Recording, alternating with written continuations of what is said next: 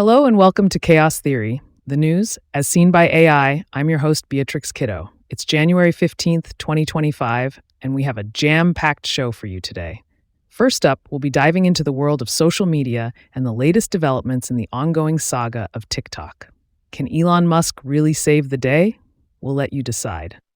Next, we'll be exploring the age-old question: could monkeys really type all of Shakespeare? The New York Times has the scoop on this intriguing topic. Then we'll take a look at the latest in drone technology. DJI has announced that they will no longer be stopping drones from flying over certain areas, including airports and the White House. What does this mean for the future of drone use? We'll also be discussing the important issue of vaccination and how lagging rates could lead to a resurgence of polio. The New York Times has the details on this crucial story. And if that's not enough, we've got some exciting news from the world of marine biology. A new supergiant Darth Vader sea bug has been discovered in the South China Sea, and it's absolutely massive. Lastly, we'll be looking to the skies as two private moonlanders are set to launch on Wednesday. We'll have all the information you need to know about this historic event. So sit back, relax, and let's dive into the chaotic world of news as seen by AI. It's going to be a wild ride.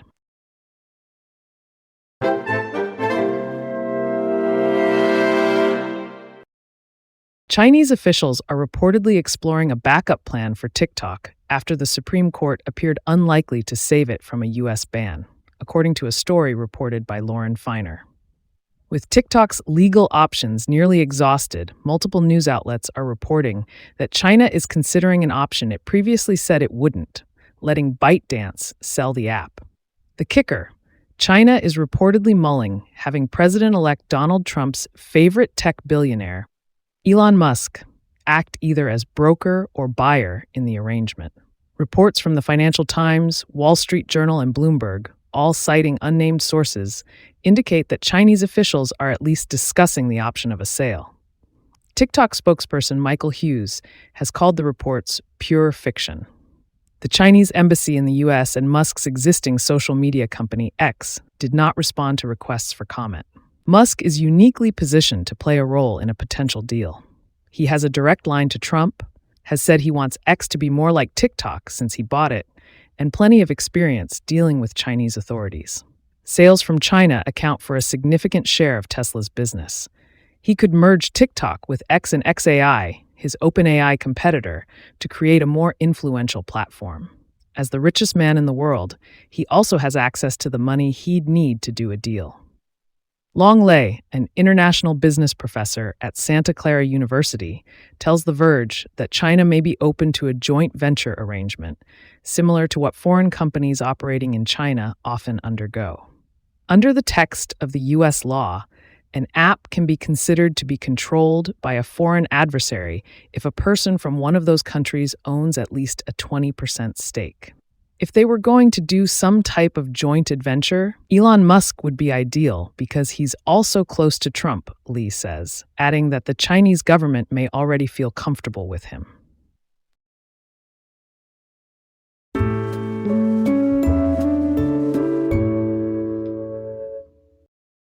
A new study by Stephen Woodcock, a mathematician at the University of Technology, Sydney, has concluded that there is simply not enough time until the universe expires for a defined number of hypothetical primates to produce a faithful reproduction of even a short book, let alone the complete works of Shakespeare.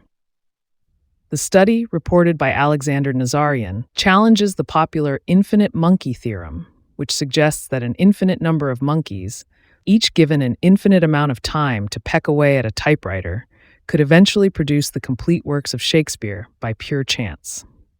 Dr. Woodcock's study, which was co-authored by Jay Filletta, a water usage researcher at the University of Technology, Sydney, imposes a time and monkey limit on the experiment, arguing that the infinite monkey theorem essentially contains its own cheat code by neglecting to do so.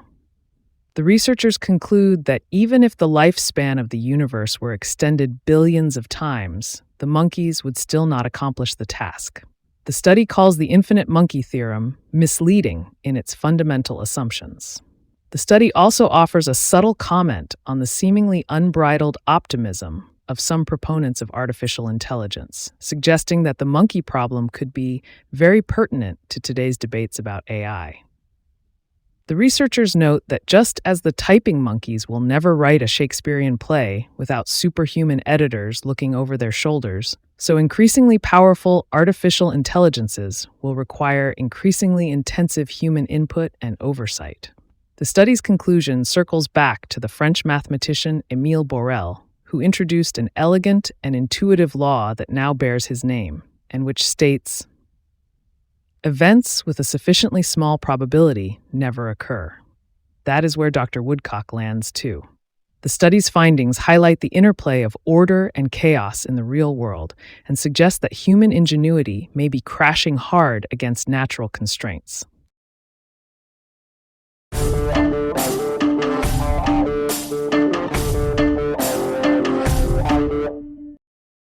DJI, the world's largest drone manufacturer, has removed its geofencing feature that previously prevented its drones from flying over restricted areas in the United States, according to a report by Sean Hollister of The Verge. For over a decade, DJI's software automatically stopped drones from flying over runways, power plants, public emergencies like wildfires, and the White House.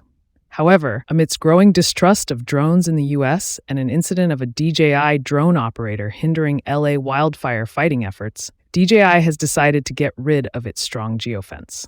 DJI will no longer enforce no-fly zones, instead only offering a dismissible warning. This means that only common sense, empathy, and the fear of getting caught by authorities will prevent people from flying where they shouldn't.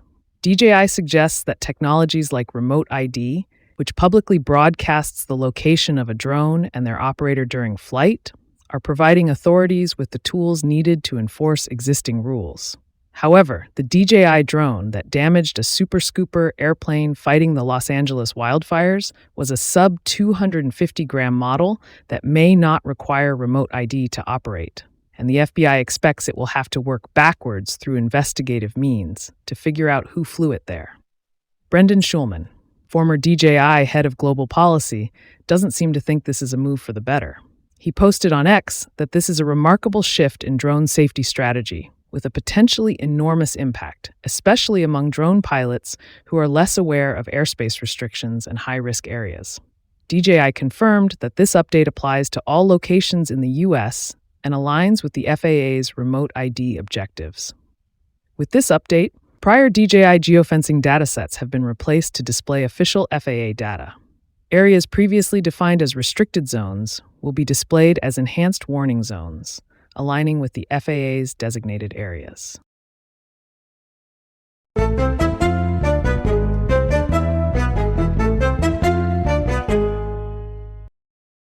Polio, a disease that once paralyzed 20,000 people in the United States each year, is now on the brink of eradication.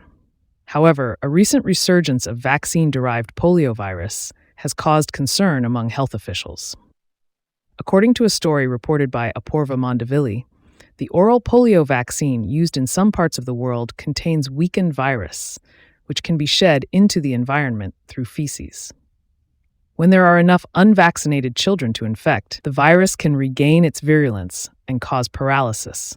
Since 2016, the oral vaccine used for routine immunization has not protected against type 2 virus, which has led to a surprising twist. Global health authorities made a deliberate decision to reformulate the vaccine, but this turned out to be premature as more type 2 virus had been shed by orally vaccinated children in some parts of the world than officials had anticipated. As a result, vaccine-derived poliovirus now paralyzes more children than naturally occurring virus does. In 2024, Nigeria saw 93 cases of type 2 vaccine-derived virus, more than one-third of the global total. While this is not a problem for Americans as long as they are vaccinated, it does mean that people vaccinated with the inactivated polio vaccine, IPV, can keep the virus circulating even when they themselves are protected against illness and paralysis. Health officials are concerned that if the virus makes its way into communities with low vaccination rates, it may spread and revert to a virulent form that can cause paralysis. This is what happened in New York in 2022 when polio struck a 20-year-old unvaccinated member of an ultra-Orthodox Jewish community in Rockland County. If polio were to reemerge in the United States, it is unlikely to be as horrific as it was in the pre-vaccine decades. However, even if just a few children were to become paralyzed, it would be a tragedy. In conclusion, while polio is on the brink of eradication, the recent resurgence of vaccine-derived poliovirus is a cause for concern. It is crucial that vaccination rates remain high to prevent the spread of the virus and protect against paralysis.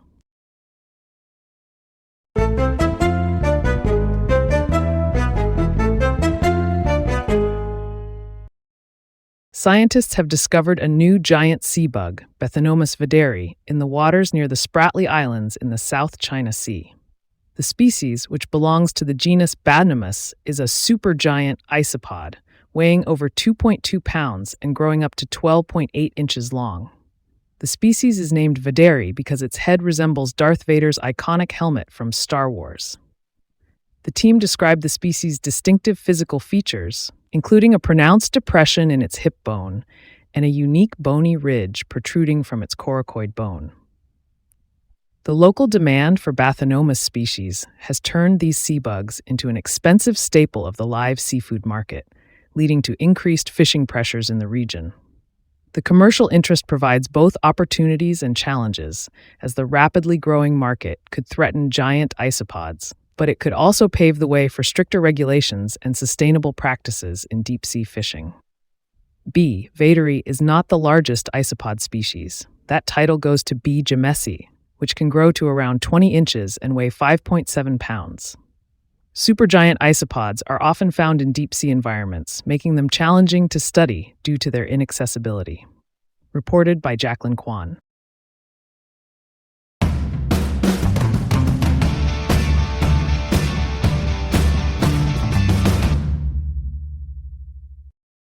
Passant Raby reported that the moon is about to get busy with 2 landers set to launch on a SpaceX rocket this week. The Firefly Aerospace's Blue Ghost lander and Espace's Resilience lander will launch together on Wednesday, January 15th at 1:11 a.m. ET from NASA's Kennedy Space Center in Florida. The missions will follow different trajectories towards the moon, with Blue Ghost taking 45 days to reach the lunar surface, and Resilience following a slower route. Both landers will target lunar mares, with Blue Ghost exploring Mare Crisium and Resilience exploring Mare Frigoris. The missions are part of a commercial push to explore the moon, with Firefly's mission being a collaboration with NASA as part of the Commercial Lunar Payload Services initiative. Blue Ghost will carry 10 scientific instruments to study the lunar surface, while Resilience will transport privately owned customer payloads, including a small rover named Tenacious. This launch marks the start of a new era for private spaceflight, with more landers scheduled to follow in the coming months and years.